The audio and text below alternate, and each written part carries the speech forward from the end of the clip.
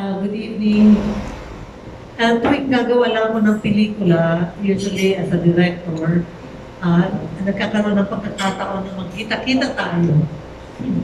Kasi itong mga nakaraang taon, yung mga ginagawa ko TV series. So, this is really, after 2 years of the pandemic, and after so long na hindi ako gumagawa ng pelikula, at after so long na hindi ako arte sa pelikula, so I finally get to see you, I can finally get to meet the people who were very supportive of the things that we were doing. At ipapasalamat ako na you are here. And it reminds me na kayo yung pinaka, always there para sumuporta sa pelikulang Pilipino, lalo na sa indie films. So maraming salamat sa inyong suporta. I just want to announce yung sa main cast na wala po dito, si Miss Sunshine Cruz. Ito na po yung final main role. Of course, we have Direct J. Acaren. Magandang gabi po sa inyong lahat. Gumagawa ng pelikula. Unang-una, maraming salamat po sa pagpunta at pagsama muli sa journey namin sa paggawa ng pelikula. Ang title po ng pelikula, at ako po ay I feel so grabe gratitude ko to be surrounded by immense talent. And I say it with humility. Thank you very much for being part of this project. Thank you. And then, so ang pelikula namin ay Pamilya sa Dilim. So, ang Pamilya sa Dilim ay isang kwento ng nagsimula sa pagpatay ng mag-ina, ina at saka anak ng isang police officer. No? So, isang karumaldumal na pagpatay sa bisperas ng fiesta. So, on the eve of, on the eve of town fiesta, there was a killing. No? At 9:09 p.m. on Zapote Street. Yun ay ginawa ni Police Officer Eduardo Mizaldea Jr. He shot mother and son, Sonia and John Frank Apostol, in front of his daughter, Marie. No? Of course, there's a crime. This incident has become viral, along with the official return to power by a political clan. Next, please. Of course, there's a crime, there's an investigation that follows. This investigation is conducted by the mysterious neophyte police officer. And this investigation reveals a much more sinister series of crimes, more gruesome than the killings that happened. Crimes that have traumatized this family, especially Minda, for 30 years. Minda is the daughter of Anita and the sister of Eduardo Jr. These crimes are masterminded and by the fathers, both of them being fathers now, Eduardo Mizaldea Sr. and Eduardo Mizaldea Jr. But these crimes and these secrets have been kept for decades by the matriarch, Anita Mizaldea. So, as nakita na natin, yung po nating cast na dyan, of course, lahat ng ito naglilitaw sa mga awards na natanggap yung lahat. So, starting with Anita Mizaldea, we have Miss Therese Guillen, no? She's playing Anita, the strong-willed matriarch. And of course, we have Sunshine Cruz, who will be playing Minda, the sister, who's also a victim by abuse within the family. And Therese Malvar, who is Marie, the conflicted daughter of the killer. And of course, Alan Dizon, who will be playing both Eduardo Sr. and Eduardo Jr. So dalawa yung kanyang ano. And we are pleased to be with Ina Fideo, who's going to play the role of young Anita. So siya yung gaganap na batang Therese Guillen. So masaya lang. And then Oliver Aquino, He will be playing the police investigator and the victim who was also killed. So he's also playing two characters. And grabe, kasama rin namin sila Carlos Dala, Barbara Miguel, John Hendrik Sidjar, Marcos Madrigal, Rico Barrera, Angelo Carrion, Hernan Tulid, and Evangeline Torsino. Of course, this is our producers, Dennis Evangelista, Ferdinand Apos, and myself, and our executive producers, Art de la Cruz, and Reese Cruz. And this is brought to you by, written and directed by me, and brought to you by AEDCC Production in cooperation with our group 2076 Collective. So, ang Pamilya sa Dilim is an examination of the Filipino family and contemplation on life and death. So, ganun po yun. Parang pag-examine sa isang pamilyang Pilipino sa panahon ngayon. Magandang gabi po sa inyo. Thank you. Thank you, Direct Jay. Pwede na po tayo mag-umpisa kung may mga katanungan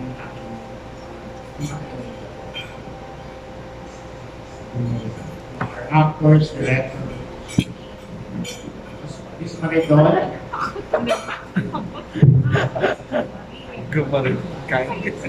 Maridol is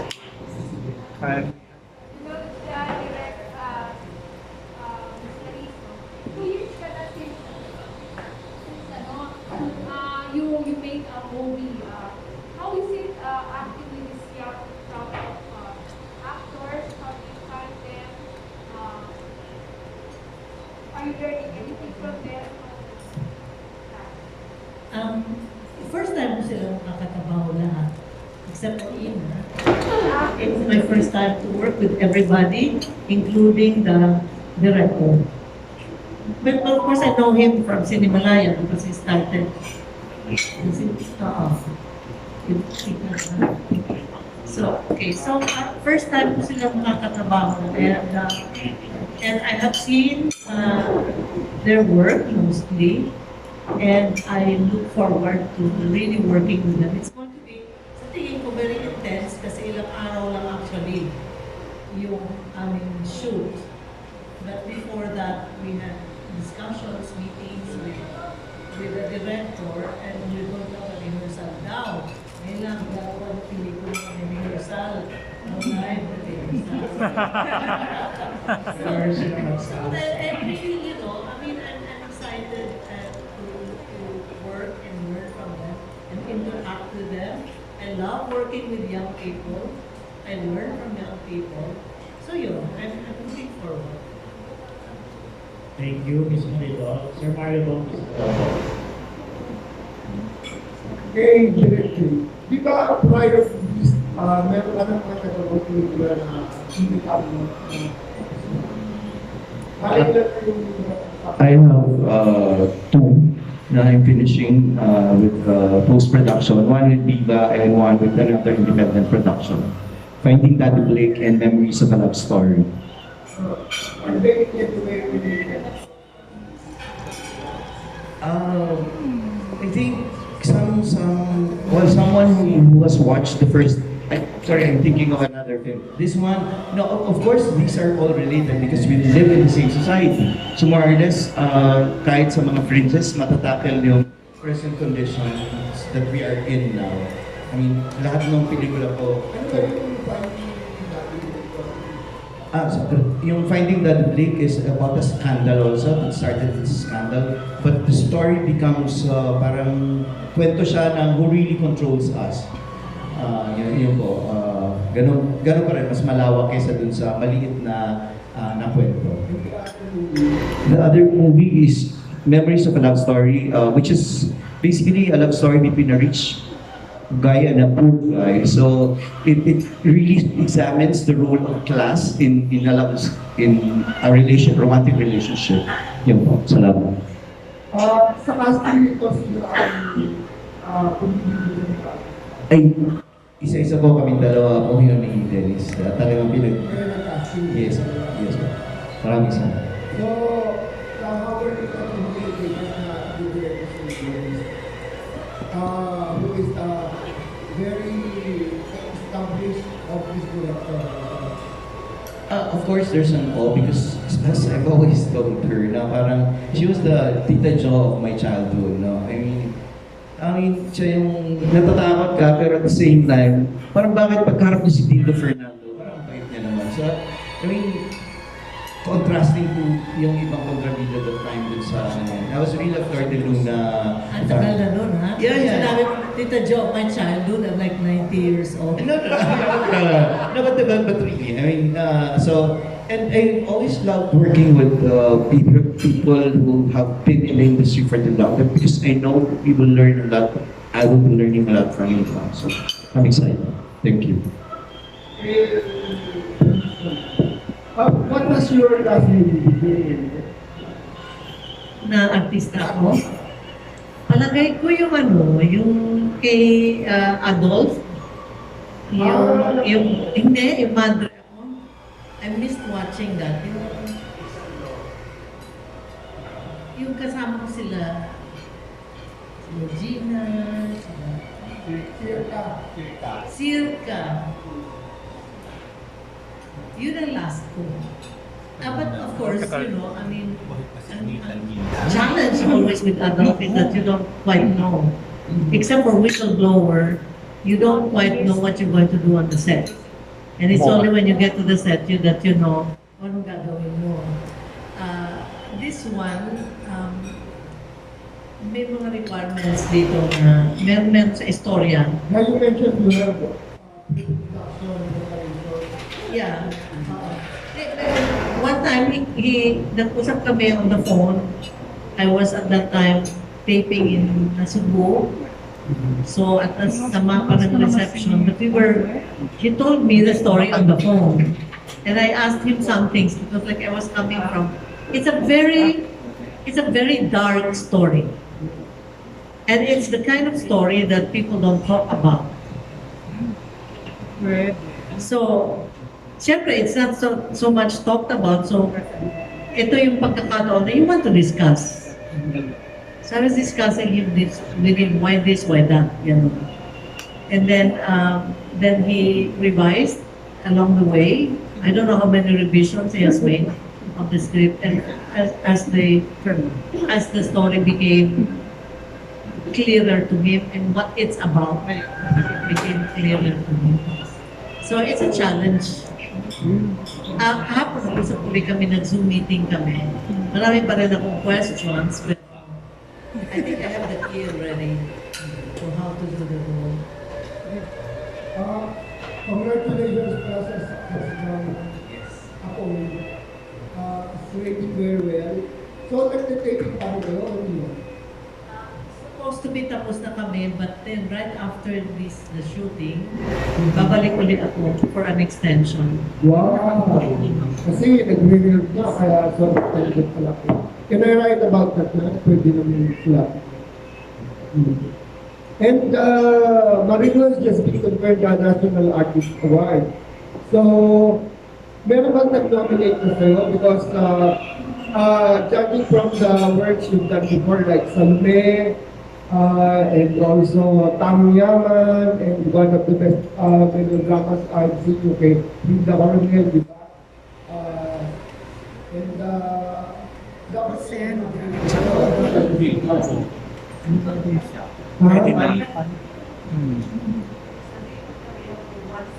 yung ano pa? Saan kasi ng sinimalaya? You don't want to talk about it? Well, we will nominate you. Because you're entitled ka man naman. Your career has extended as actually one of the longest working acting directors ever, di ba? So, the rest of the cast, did you know what role would you play and how does it feel working with Direct J, who's the pioneer in doing GUILLEN movies in the and Solo and and how is it working, the prospect of working with GUILLEN?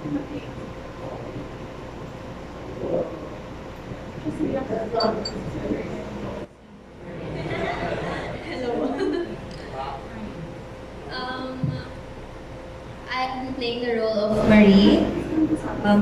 Tatay ko po dito si Eddie Boy and lola ko po dito si Mamang Anita. She is an innocent 15-year-old yet troubled child. We will learn later on sa story kung bakit siya troubled. And pwede ko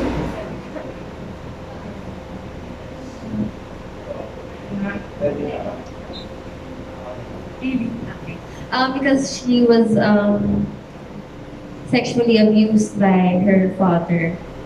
Yes, the same. It's gonna be a constant cycle within the family yung issue ng abuse. So, yun, biktima po si Marido. And working with Direct J, I'm so excited kasi grabe rin po yung for our role. We had script-wise and also gonna have a rehearsal na po. And sobrang hirap po talaga ng magiging role ko po dito. Kinakabahan na po kasi puro no one says, puro mata-mata. So with the guidance of Direct J, hopefully magampanan ko po ng mas maayos pa. And working with Direct LAURICE naman po. Miss LAURICE, it's an honor kasi I've always been seeing her syempre sa Cinemalaya and she has seen yung mga works po namin sa Cinemalaya and this time to actually be in a scene with Direct LAURICE. It's an honor and kinikilig po ako and kinakabahan po ako kaya yun, I'm excited to learn a lot from Miss LAURICE po and Direct J and all the cast as well. Ako po, excited gumawa ng pelikula kasi medyo matagal na rin since last akong umarte for film. Tapos, tagal na yung last kong film, di ko na matandaan. Definitely more than 2 years. Opo, very salbahe. So parang excited ako na hindi ako salbahe. In that way. Parang, at the same time, yun, very, kumbaga flashback ako. So, na-excite ako dahil for me, hindi siya basta-bastang mabilisang kahit na mabilisang flashback pa siya, flashback to ni Mommy eh. So for sure, hindi siya pwedeng empty. Kumbaga, hindi siya pwedeng pucho-pucho acting kasi kailangan masupport ko kung ano man yung gagawin niya sa present day. So yun yung challenge and I'm so happy to be doing a dark film. Yung parang, na-miss ko yung ganito na parang pwedeng mag-explore ng mga darker emotions, yung psychological problems, ganyan. So I'm looking forward and it's nice to be surrounded by mga magagaling na artista na kilala lalo na sa indie. So parang I feel, uy, legit, part nga ako nito, gano'n. And with Direct J, yun nga, nakaka-nervous yung may rehearsal. Parang feeling ko may exam, so parang, shucks, ano mangyayari? Rehearsal. Pero very excited. Yun, mostly, that's my feeling ngayon, excited ako. First time kong gagawin to. So, at least sa physical aspect, hindi ako masyado kakabahan. Pero, iniisip ko na kung ano yung mga pwede kong gawin na magiging very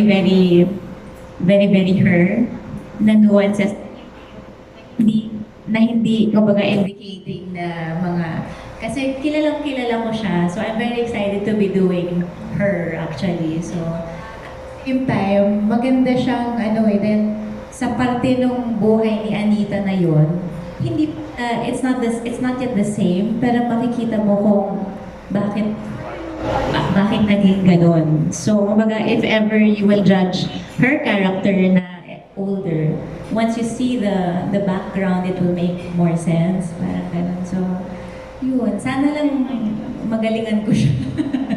Yun lang. Hindi ko siya nahihigitan. Sana lang galingan ko para hindi naman masyado malayo.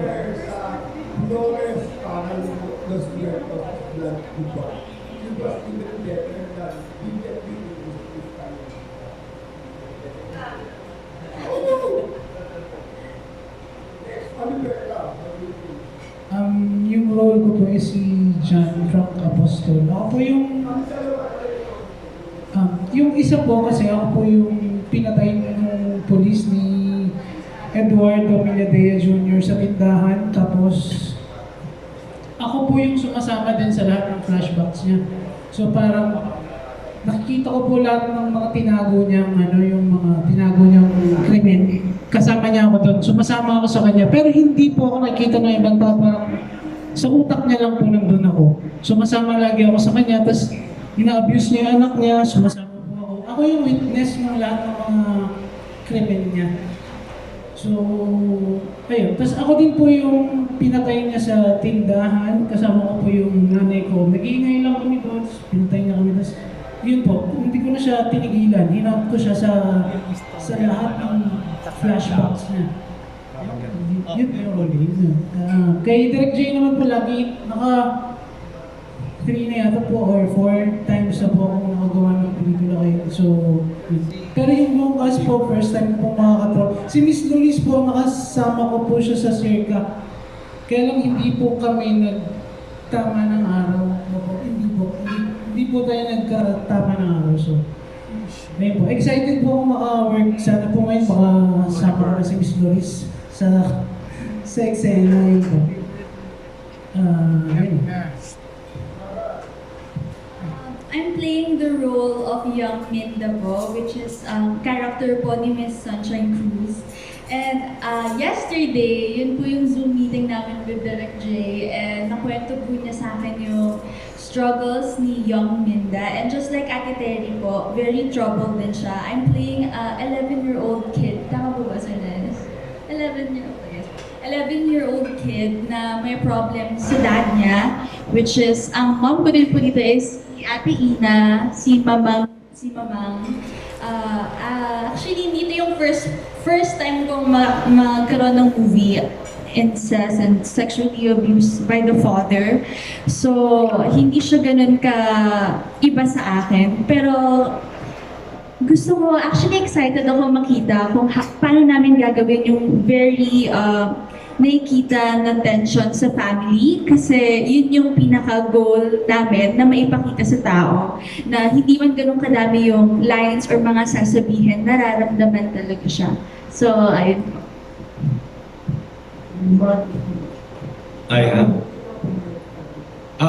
Pero due to my health condition po kasi, yes, I have chronic disease po. Kaya it's very mahirap po. Kaya, yun, good evening po ulit. I play as Ricardo po, friend po, ni Eddie Boy, na become a good and bad character here. And yun, si Direk release pala, naka-work ko po pala si Direk sa ika-anim na utos po. Yeah, that was 4 years ago po, 6 years ago po. It's an honor again po, Direk, na makasama ko po kayo ulit. And yun, si Therese, nakasama ko siya nung first movie niya. Sobrang bata pa niya yung first movie mo yan, di ba? Yun, yung Chacha Nenita, it was long time ago. And yun, dalaga na siya ngayon. And yun, with Direk J naman, and sobrang tagalad, J. Sasabihin mo ba natin, Direk? Ayun, so excited din again na makatrabaho sa Direk, tsaka yung mga bago mga trabaho ng cast. Yun, gaya na sabi nila, magagaling na mga indie films, actors and actresses. And yun, thank you po ulit sa ating producer, Sir Art, Sir Dennis for this film.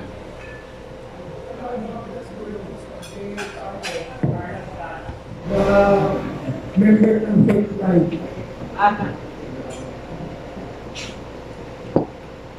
Hello po, I'm Carlos and I'll be playing a salvaged young motorist. If you just, kung makikita mo lang yung role as, at face value, makikita mo lang yung role as very simple and very, ay, may mga nasa salvage talaga, gano'n. But actually, it's a very important role for me too, as someone who's really involved rin with what's going on with our country the past few years, and I'm ready to give this role justice because I've seen this in the news na, and ngayon magiging tao na siya at ako yung gaganap na as the face of those who were brutally salvaged because pinagtripan lang ng police or something. And also, I'm very honored rin na kahit in the same film man lang makasama ko si Direct LAURICE. Kasi lagi ko lang rin po siyang nakikita with katulad ni Therese sa cinema na yun. Ayun, I'm very honored to be with Miss Ina, Sir Allen, ayan. And I'm always very happy to work with Direct J. This is my second film with him. And Sir Dennis, this is my third time to have a project with him. And I'm excited to do my best with my short but meaningful scene. Thank you.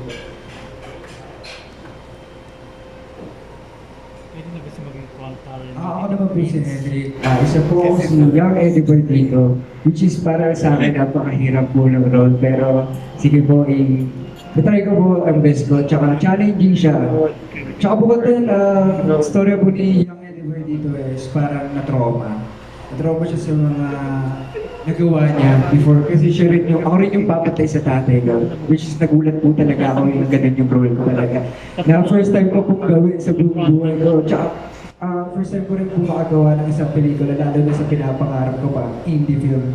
So, ewan po. Maraming salamat, Direk J. Gagawin ko po lahat ng mga kaya ko ang best ko. Salamat po. Once again, good evening po. I will portray the role as police officer pala, na kakagraduate lang dito. Tapos kasama ni Marcos or magpo-portray bilang Ricardo.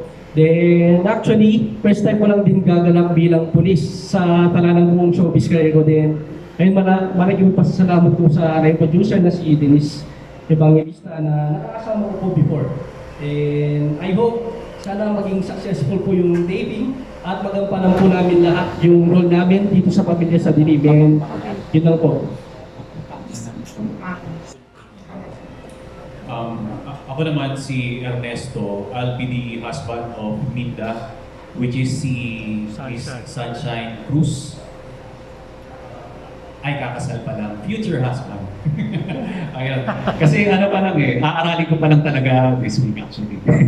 So yun lang, I'll be portraying a future husband, and at the same time, I am very proud sa lineup ng mga co-actor ko rin kasi yun rin, I'll be open-minded and discover new things sa lahat para mas lalong mapagaling yung mga scenes. And siguro yun lang, short lang, and God bless sa lahat. I'm proud.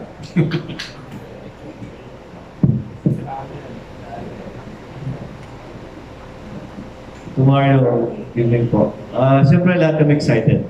Ang role ko dito sa Pamilya sa Dilim, may dual character. So ako yung Eddie Boy Senior and Eddie Boy Junior. Para napasa lang sa anak yung unang ginawa ng ama. So ganoon yung character. And hindi na namin pakabay pa dahil kami nag-rehearse direct. Nag-usap kami by Zoom, tapos may mga rehearsal kami. Siguro yun yung pinaka first time ko rin gumawa ng pelikula may rehearsal. Kasi alam ko, actors ko lang ito may rehearsal. So, hindi namin ginagawa yung talagang emotions namin. Hindi namin pinapakita sa mga rehearsal. Pero yung blocking, gumawa ka ng pelikula sa dilim, parang kahit siguro sa inyo, parang napakahirap gawin, di ba? Pero dahil siguro ito yung concept ni Direk, ito yung kailangan ipakita sa mga tao sa pelikula. So, sana maging maayos yung sa ating pelikula, di ba, Direk? And of course, kay Miss Doris, first time ko sa mga trabaho. Sinasabi nga nila, lahat kami, nakikita lang namin si Miss Doris GUILLEN. Pero ngayon, nakasama na namin, parang lahat naman, di ba? Para lahat tayo, lahat ng artista, gustong makasama lahat ng mga magaling na artista, and marami kang matutunan sa kanila. So, maraming salamat.